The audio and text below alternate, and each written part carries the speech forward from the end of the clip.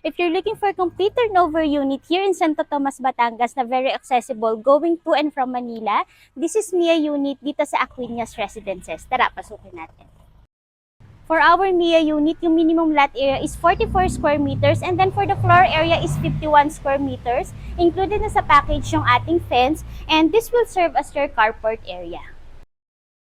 Pagpasok natin, naka-steel door tayo dito and this will serve as your living area. And this is your dining area. Para sa kitchen naman natin is naka-glossy porcelain tiles tayo and may kasama na rin tong cabinet sa baba. And by the way guys ha, itong unit na to is dress-up unit so expect nyo na hindi kasama yung ating mga movable items. Dito tayo.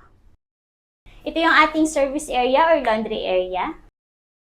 And ito yung ating toilet and bath. This is your wet area and also sa dry area natin. And ang maganda dito is may abang na ito in case na magpapalagay ka na yung water heater, may bidet na rin tayo and also lavatory.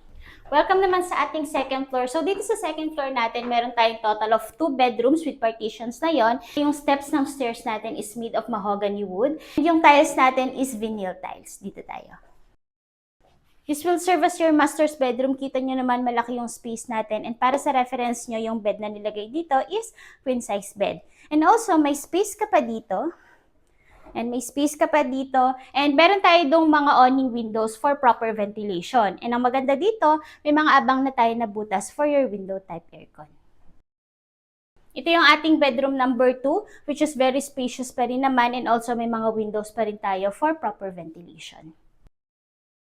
And ito yung ating common toilet and bath dito sa second floor. So that's it for our Mia unit dito sa Aquinas Residences na very affordable na townhouse dito sa Santo Tomas, Batangas. And ang maganda pa dito, napaka-accessible ng location. Kung interested ka, nandiyan sa description box yung full details at ang aming contact numbers. Thank you for watching!